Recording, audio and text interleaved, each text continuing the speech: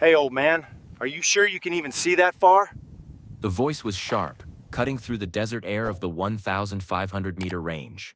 Staff Sergeant Collins pointed toward the elderly figure squinting through worn binoculars at the distant target markers. Maybe it's time for some stronger glasses, Pops. This is precision shooting, not bird watching. The voice carried the casual cruelty of youth, convinced that age meant obsolescence, and that modern technology had made human experience irrelevant. Frank Morrison didn't lower his binoculars. He was 79 years old, and the simple act of reading wind patterns at extreme distance deserved more of his attention than the group of elite snipers setting up their equipment on the firing line. He could feel their presence, the restless confidence of warriors who believed their advanced optics and ballistic computers had solved every challenge the long-range game could offer. The one who had spoken, Staff Sergeant Collins, with his state-of-the-art rifle system, and eyes that missed nothing about equipment specifications but everything about fieldcraft, adjusted his position behind his weapon. His scope was worth more than most people's annual salary, his shooting data meticulously calculated by digital algorithms. I'm talking to you, old-timer. The target, he gestured with his chin toward the heat-shimmering distance where steel silhouettes waited like mirages, was barely visible to the naked eye.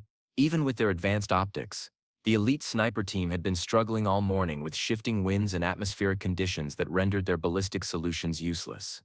What about it? Frank's voice was gravelly from decades of speaking in whispers, a low rumble that seemed to cost him little effort. He finally lowered his binoculars, his eyes pale green and steady, holding a calm patience that seemed to unnerve the cocky sniper. The second shooter, Sergeant Rodriguez, quieter but equally dismissive, nudged Collins. "Leave the old man alone. Range control knows what they're doing." Collins ignored him. "I'm just wondering how someone who probably needs reading glasses thinks he can spot targets at 1,500 meters. You know lives depend on accurate target information, right?" He smirked. "What's your background, Gramps? Maybe you spotted deer for hunters back in the day?" The range, a sprawling expanse of precisely measured desert carved out of the Nevada landscape, had been humming with the frustrated intensity of missed shots and failed calculations. Now a pocket of uncomfortable silence was expanding from Frank's spotting position. Other range personnel and military observers who knew the routine, the endless battle between human skill and environmental variables, shot nervous glances at the weathered old man with the ancient binoculars. Frank took a slow sip from his canteen. The water still cool despite the desert heat. He placed it down with steady hands. "I've done some spotting." "Some spotting," Collins mimicked, drawing the words out mockingly. "Let me guess. Spotting scope for weekend warriors? Maybe you helped out at a civilian shooting club?" The condescension was thick enough to be a physical force. He was testing him, probing for weakness, enjoying what he perceived as complete technical superiority. He and his team were the cream of the crop, the most advanced precision shooters the military had ever produced. This old man was just another aging range employee clinging to a job he was no longer qualified to perform. "Something like that," Frank said, his eyes drifting toward the distant targets that danced and wavered in the heat mirage. This infuriated Collins. He expected deference or at least acknowledgement of the complexity of extreme-range shooting. He was getting nothing but calm indifference from someone who clearly didn't understand the science behind what they were attempting. "You know, we don't appreciate it when people who don't understand modern precision shooting try to give us advice," Collins said, his voice rising. "This isn't your grandfather's hunting trip. We're dealing with Coriolis effect, wind gradients, barometric pressure changes, temperature differentials. It's a little more complex than aim high and lead the target." He pointed a thick finger at Frank's worn binoculars. "Those antiques might have been useful when men walked on the moon, but we have laser rangefinders, wind meters, ballistic computers. We don't need folksy wisdom from someone who learned to shoot with iron sights." Sergeant Rodriguez finally spoke up, his voice cautious. "He's not bothering anyone, Collins. Command assigned him to the range." "No," Collins snapped, his focus locked on Frank. "I want to know his qualifications. I want to hear about his vast experience that makes him think he can help elite military snipers." His voice dripped with sarcasm. "What's your story, old man? What makes you think you can see things that our equipment can't detect?" Frank's gaze returned from the targets and settled on Collins' face. It wasn't a challenging look. It was a look of profound, soul-deep patience. as if he were seeing not just this arrogant young sniper, but generations of them, each convinced they were the first to master the mysteries of extreme distance. "The desert talks to you," Frank said, his voice barely above a whisper, "if you know how to listen." Collins laughed, a harsh barking sound that echoed across the empty range. "The desert talks? That's it? That's your targeting wisdom?" He leaned in closer, his voice dropping to a conspiratorial hiss. "I think you're full of it, Gramps. I think you spent your career punching holes in paper at 100-yard ranges, and now you're pretending to understand precision shooting that requires PhD-level mathematics." The disrespect was palpable now. It hung in the desert air, thick and bitter. The shooting had stopped. Other range personnel had paused their equipment maintenance to watch. The professional atmosphere of the precision facility had shifted to something uglier, more primitive. Collins straightened up, a look of smug satisfaction spreading across his face. He'd exposed what he saw as a fundamental fraud, an old man taking up space in a young sniper's world. He turned to Rodriguez. "See, just another old-timer living in the past, pretending he belongs in modern warfare." As he spoke, he made his final critical mistake. He reached out and dismissively tapped Frank's ancient binoculars, as if they were toys rather than tools. The touch was casual, almost playful, but for Frank, it was like touching a live wire connected to memory. The scent of sagebrush and gun oil vanished, replaced in an instant by the thick, humid smell of jungle rot and cordite. The distant crack of rifle fire became the soft whistle of incoming mortar rounds, and the desperate radio chatter of a patrol under siege. He wasn't on a Nevada range anymore. He was lying in elephant grass on a hill overlooking the Ashau Valley, his binoculars pressed against his eyes, watching for movement in the green hell below. A young voice, tight with fear, crackled in his earpiece. "Eagle Eye, this is Bravo 6. We're taking fire from the tree line grid 234, minus 567. Can you get eyes on the shooter?" He remembered his response, calm and deadly certain. "Copy Bravo 6. Eagle Eye has movement in the bamboo 200 meters east of your position. Single shooter, elevated position, probably in the big tree with the broken top." He adjusted his focus, reading the jungle like a book written in shadow and light. "Wind is left to right, steady at 8 knots. Your target will be approximately 12 inches left of where you see the muzzle flash." The memory ended with the sharp crack of his sniper's rifle, and the grateful voice of the patrol leader. "Target down, Eagle Eye. You just saved our asses. How the hell did you see him?" The binoculars weren't just optics. They were the eyes that had guided American bullets through a war that tested every skill, every instinct, every lesson the jungle could teach about seeing the invisible. He blinked, and the desert returned. Collins' finger was still touching his binoculars.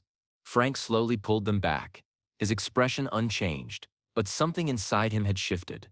The patient surface remained, but beneath it, an ancient precision had awakened. While Collins was posturing, enjoying his performance for the silent range, Rangemaster Sergeant Williams was watching from the control tower. He had been observing the confrontation with growing concern.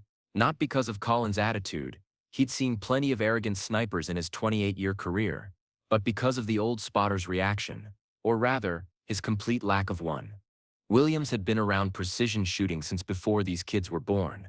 He'd seen every type of marksman, every kind of spotter, every species of range pretender.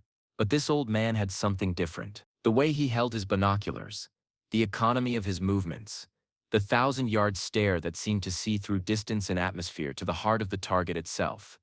He slipped into the range control room, closing the door softly. He pulled out his secure phone, scrolling through his contacts until he found the number he was looking for: Fort Benning Sniper School Archives.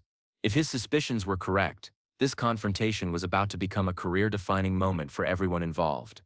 The phone rang twice before a professional voice answered. "Benning Sniper Archives, Master Sergeant Peterson speaking." "Peterson, this is Range Master Sergeant Williams out at the Nevada Long Range Facility. I need you to run a check on something unusual. We have an elderly spotter on our range, and some of my elite boys are giving him grief." "Williams, if it's a personnel issue, that should go through your chain of command," Peterson replied, sounding busy. "Master Sergeant," Williams interrupted, his voice dropping lower. "The spotter is elderly. Maybe late 70s, but he reads the range like someone who's done it professionally. And Peterson, he paused, looking through the window at the confrontation still unfolding. He's not intimidated. At all. There was a pause on the other end. What's the spotter's name? That's what I'm trying to find out. But Master Sergeant, I think we might have a legend on our range.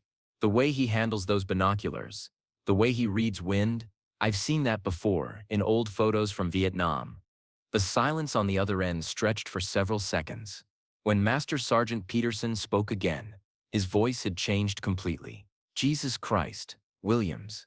If that's who I think it is, don't let anyone leave that range. I'm making a call. The line went dead. Inside the climate-controlled offices of the U.S. Army Sniper School, Master Sergeant Peterson felt his blood turn cold. The description was triggering memories of personnel files that were still partially classified decades after the war. He reached for his secure phone, the one that connected directly to the office of the commanding general. Brigadier General Patricia Hayes, the commanding general of all Army sniper training, was in the middle of a classified briefing about advanced marksmanship programs when her aide knocked and entered without waiting for permission. The general's expression darkened. She was famous for her intolerance of interruptions during operational briefings. "Ma'am, priority call from Nevada Range. They're saying it's about a Vietnam asset." The general's expression changed instantly. Vietnam assets were code for personnel whose service was still so sensitive that their identities were protected at the highest classification levels. She took the call immediately. "This is General Hayes." She listened for 3 minutes without speaking, her face growing more serious with each word. When she finally spoke, her voice was tight with controlled urgency. "Are you absolutely certain about the identification?" She paused, listening. "Yes, I'll handle this personally. Have my helicopter ready. And Sergeant, nobody moves until I get there." Back at the range, Collins had reached the limits of his patience and his audience's attention. The old spotter's quiet refusal to acknowledge his technical superiority had become a personal insult. His professional reputation, his identity as an elite marksman, was being challenged by an octogenarian with antique equipment. "All right, Gramps," he said, his voice loud enough for everyone on the range to hear. "I think it's time for you to pack up your bird-watching gear and let the professionals handle precision shooting." He grabbed Frank's upper arm, his grip firm and threatening. "Maybe there's a civilian hunting guide position that won't put military operations at risk." He was threatening to physically remove a 79-year-old man from his workplace. A collective intake of breath went through the watching personnel. Rodriguez grabbed his partner's shoulder. "Collins, no. What the hell are you doing?" But Collins was beyond reason. He started to pull Frank toward the range exit. It was then that the sound reached them. It wasn't the familiar drone of range traffic. It was something sharper, more urgent. The distinctive whop-whop of military helicopters approaching at high speed. Multiple aircraft, moving with the kind of intensity that meant flag officers and serious consequences. Heads turned toward the sky. 3 Army helicopters appeared over the Nevada hills, flying in tight formation at a speed that suggested emergency response. They weren't routine transport flights. They were a high-priority reaction force. The helicopters landed on the range's designated landing zone with military precision, their rotors whipping up clouds of desert dust. Before the aircraft had even fully settled, figures in dress green uniforms were emerging, moving with synchronized urgency that made even the elite snipers check their bearing and posture. Collins and his team froze. They recognized the aircraft, the protocol, the barely controlled intensity of very senior leadership responding to a crisis. Their blood ran cold.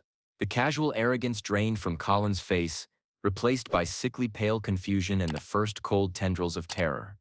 Out of the lead helicopter stepped Brigadier General Patricia Hayes. Her single star gleamed in the desert sun. But it was her expression, cold, controlled fury barely held in check, that commanded the range's absolute attention. She didn't acknowledge the stunned snipers. Her eyes, sharp and implacable, swept the range until they found the elderly man still being gripped by Collins' hand. She walked directly toward them, her stride powerful and uncompromising, her aide and security detail forming a protective formation around her. The entire range had fallen utterly silent. The only sound was the wind down of helicopter rotors and the general's boots on concrete. Collins stood frozen, his hand still on Frank's arm, his mind unable to process the level of response his actions had triggered. General Hayes stopped directly in front of them. She looked at Collins' hand on Frank's arm, and the look in her eyes was so coldly furious that Collins snatched his hand back as if he'd been burned. Then, Brigadier General Patricia Hayes did something that no one on that range could have ever predicted. She brought her heels together with a sharp crack that echoed across the desert facility.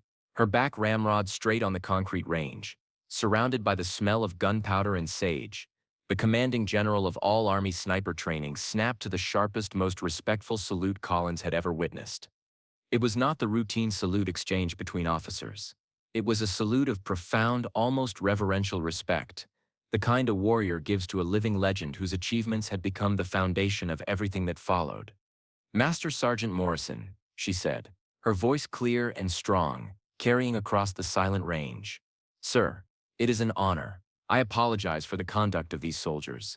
They have no understanding of who they're addressing." She held the salute, waiting. Frank, slowly, with the dignity that comes from a lifetime of service under fire, straightened to his full height. He was not as tall as he once was, but he stood with a bearing that transformed him from an old range employee into what he had always been, a master of his craft whose skills had saved countless lives. He returned the salute with crisp precision. Only then did the general lower her hand. She turned to face Collins, and the professional respect in her eyes was replaced by Arctic fury. "Staff Sergeant," she began, her voice dangerously quiet, "do you have any idea who this man is?" Collins, pale and shaking, could only manage a choked whisper. "No, ma'am, he's a range spotter, ma'am." "A range spotter?" The general let out a short, humorless laugh. "Staff Sergeant, you and your team are standing on a range that exists because of this man's innovations. You are attempting to master skills that were perfected in the jungles of Southeast Asia by spotters whose lives depended on seeing the invisible." She paused, letting the weight of her words settle over the assembled crowd like a physical force. "This is not a range spotter. This is Master Sergeant Frank Morrison, United States Army, retired. Call sign Eagle Eye. For those of you too young or too arrogant to understand what that means, let me educate you." She gestured toward the distant targets shimmering in the heat.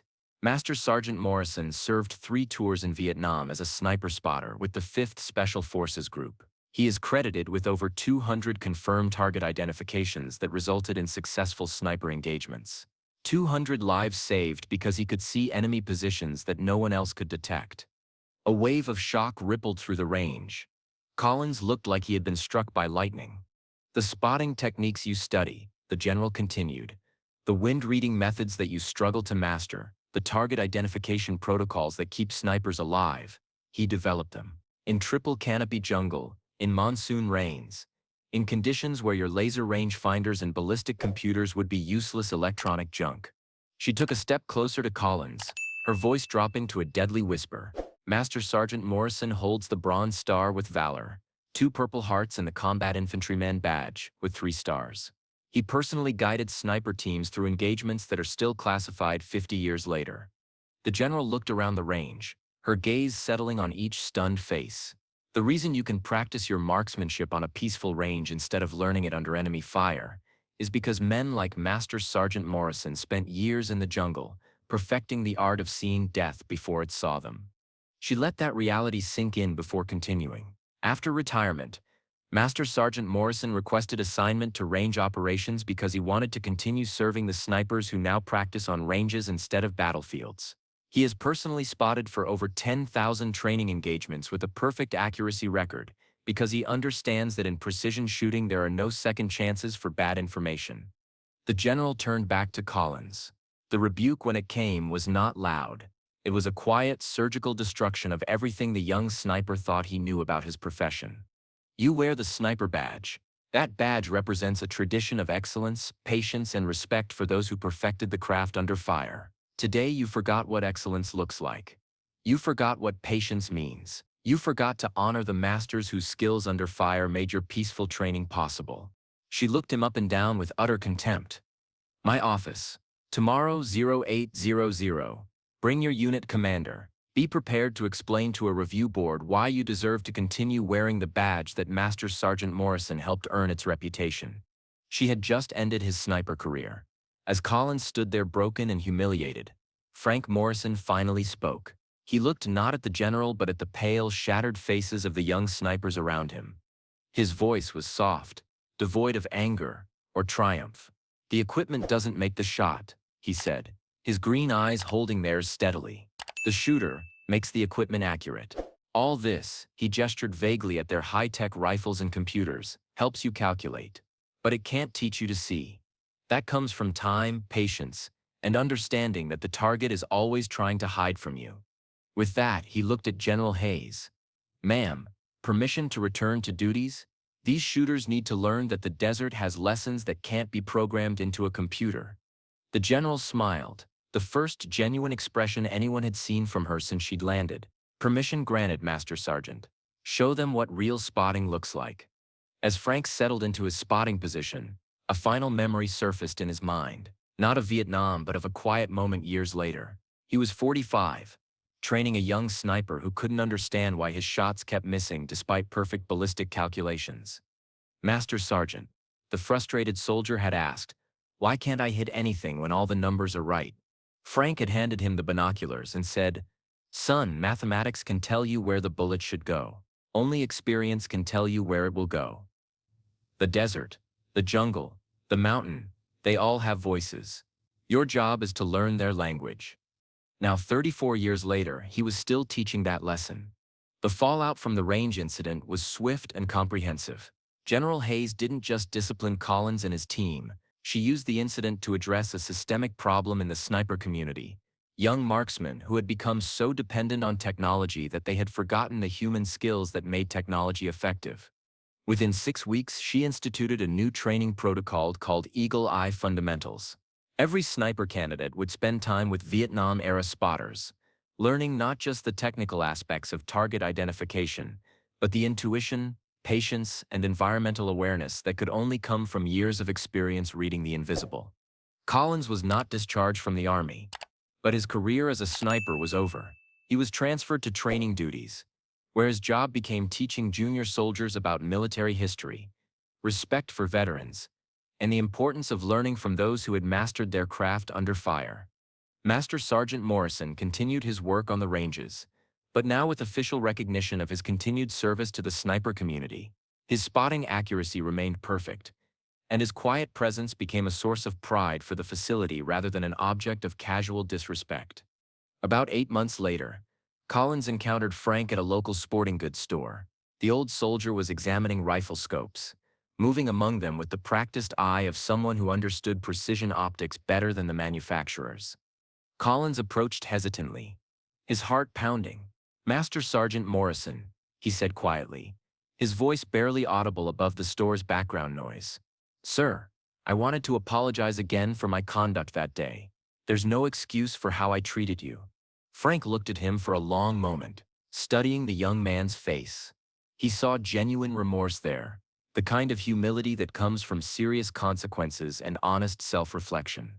"Son," Frank said quietly, his voice carrying the wisdom of decades under fire, "the target doesn't care about apologies. It cares about whether you can see it clearly enough to engage it properly." He picked up a scope, examining its clarity with the same attention he gave to distant targets. "The important thing isn't that you made a mistake. The important thing is whether you learn to see more clearly because of it."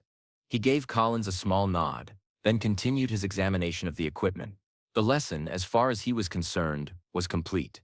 The ranges at the Nevada facility still operate under enhanced training protocols that Frank Morrison helped establish, and his story has become required study for all sniper personnel.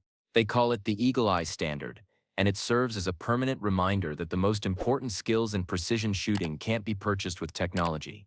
They have to be earned through time, patience, and the wisdom that comes from seeing clearly when lives depend on accurate vision. If you were moved by Frank Morrison's story of quiet mastery and earned respect, please like this video, subscribe to Veteran Valor for more stories, and share it with someone who understands that true expertise doesn't need to announce itself with expensive equipment. It simply performs when performance matters most. We'll see you in the next one.